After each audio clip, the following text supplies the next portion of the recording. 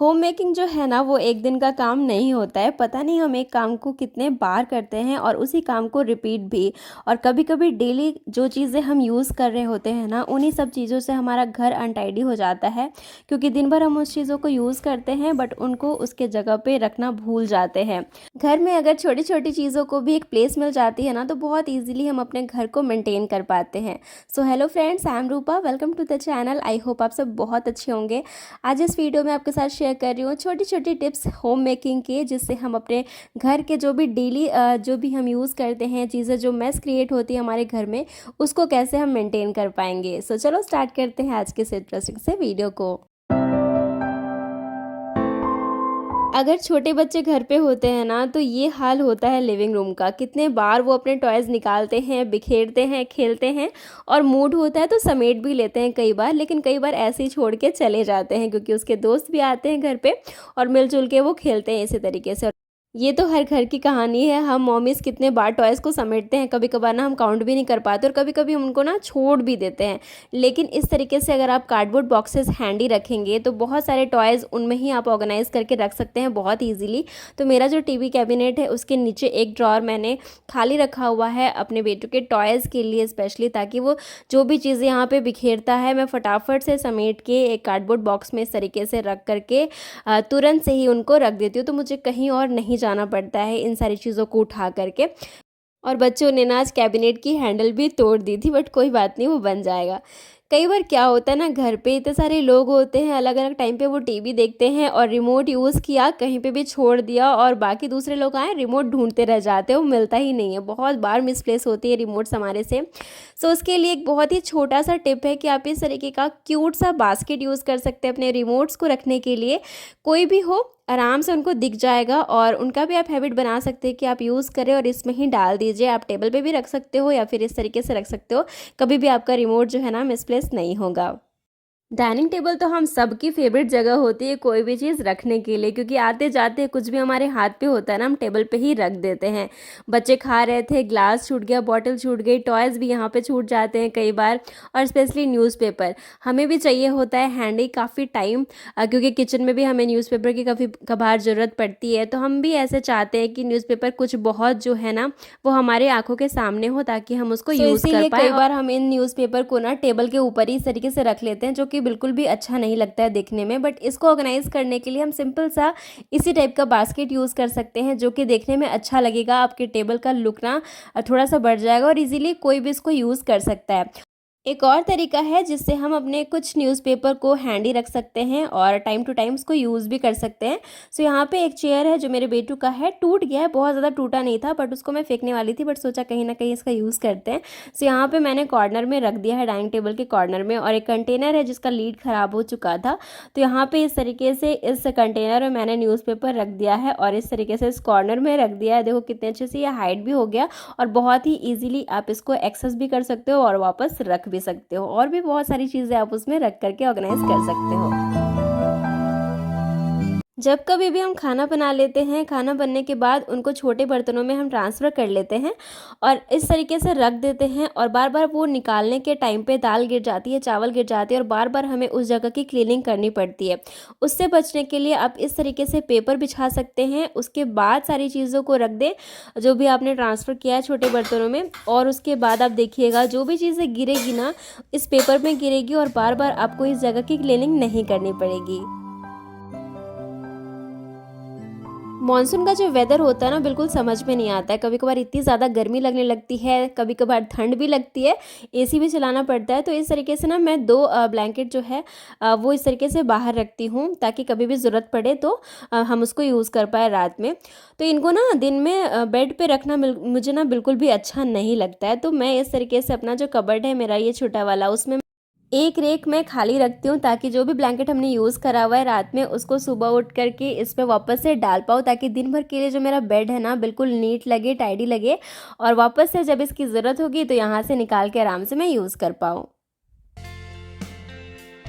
सुबह के टाइम पे जब भी आप अपने बेडरूम को क्लीन करने के लिए आते हैं ना, तभी आप अपने नज़र घुमा के ज़रूर ये चेक कर लें कि कौन कौन से कपड़े आपको धुलने में डालने हैं, क्योंकि रात के टाइम ऐसा होता है ना, हस्बैंड भी बाहर से आ रहे हैं, कहीं भी हैंग कर दिया उन्होंने कपड़ा, बच्चे के भी हमने कपड़े चेंज करे हैं तो ऐसे ही हैंग कर दिया। तो वो सारी चीज़ों को इसी टाइम पर हम हटा देंगे और लॉन्ड्री बास्केट में डाल देंगे। तो इससे क्या होगा ना, हमारा जो रूम है ना दिन भर के लिए क्लीन हो जाएगा, ऑर्गेनाइज्ड रहेगा और अनटाइडी बिल्कुल भी नहीं लगेगा। ग्रॉसरी आइटम महीने में लिस्ट बना करके तो हम सभी लोग मंगाते हैं, बट फिर भी कभी कभार कोई कोई चीज़ें जो है ना मिस हो ही जाती है, दोबारा से हमें मंगाना ही पड़ता है। कंटेनर्स अगर खाली हैं तो हम फिल कर देते हैं, नहीं तो कुछ चीज़ें हम एक्स्ट्रा भी मंगा करके रखते हैं और उनको रखने के लिए हमें कुछ कंटेनर्स चाहिए होते हैं किचन में।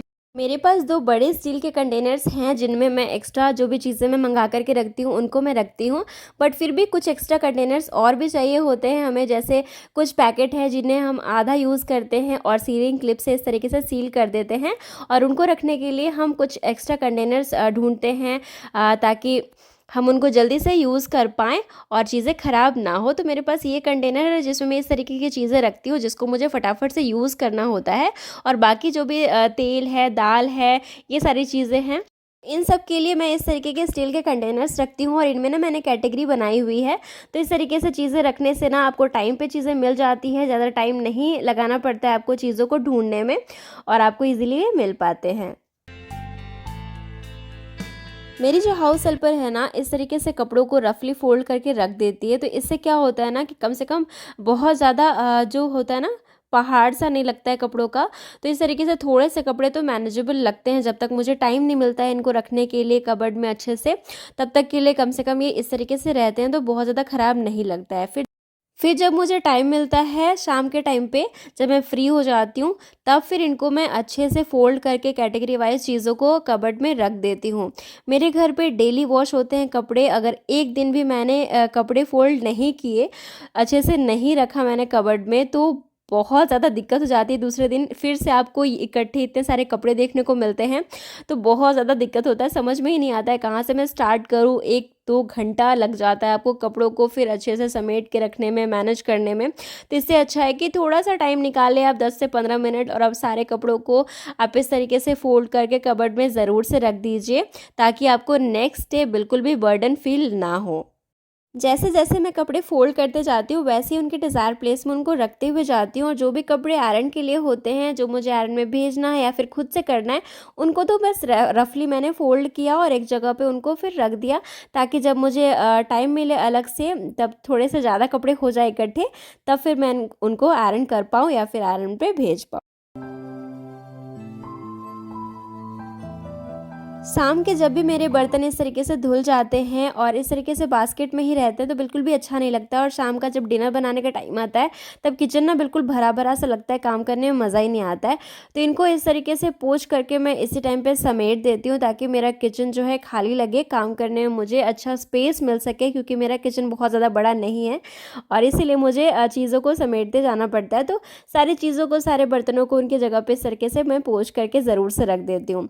थोड़ा सा आलस कम दिखाएंगे हम, तो घर हमारा हमेशा मेंटेन रह सकता है। छोटी छोटी चीज़ों को बस फॉलो करना पड़ता है, थोड़ा सा टाइम निकालना पड़ता है। जब ये बास्केट भी खाली हो जाता है, तब शाम के टाइम में मैं इसको वॉश करके ज़रूर से थोड़ा सा सुखा देती हूँ, ताकि ये भी थोड़ा सा सूख पाए, ड्राई हो पाए, ताकि नेक्स्ट डे फिर यूज़ के लिए ये रेडी हो। अगर हम इस तरीके से छोड़ देते हैं ना, तो पानी का दाग बहुत जल्दी इन सब चीज़ों में लग जाता है, फिर वापस से आपको बाद में बहुत मेहनत करनी पड़ती है। तो इस तरीके से मैं धो करके इसको फिर सुखा देती हूँ।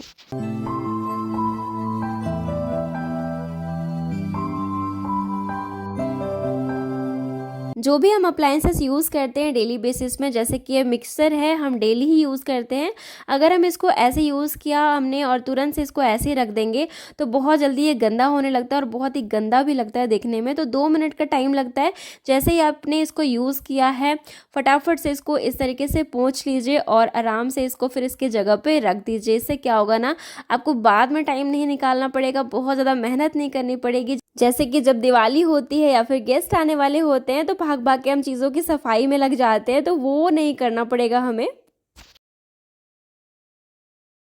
जब भी हम अपने डस्टबिन को खाली करते हैं, जो भी डस्ट होता है उसको हम फेंक करके आ जाते हैं, तुरंत से उसी टाइम पे डस्टबिन को धो करके सुखा दीजिए। जब सूख जाए उस पे उसके बाद गार्बेज बैग लगा दीजिए, दिन भर के लिए आप फ्री हो जाएंगे। So friends, that's all for today. आज की वीडियो अगर आप लोगों को थोड़ी भी हेल्पफुल लगती है तो प्लीज़ मेरे चैनल को सब्सक्राइब ज़रूर कीजिएगा, बेल आइकन को ज़रूर हिट कीजिएगा ताकि मेरे नेक्स्ट वीडियो की नोटिफिकेशन आप लोगों को सबसे पहले मिल सके। सो जल्द मिलती हूँ एक और इंटरेस्टिंग वीडियो के साथ। तब तक के लिए bye bye, take care and thank for watching.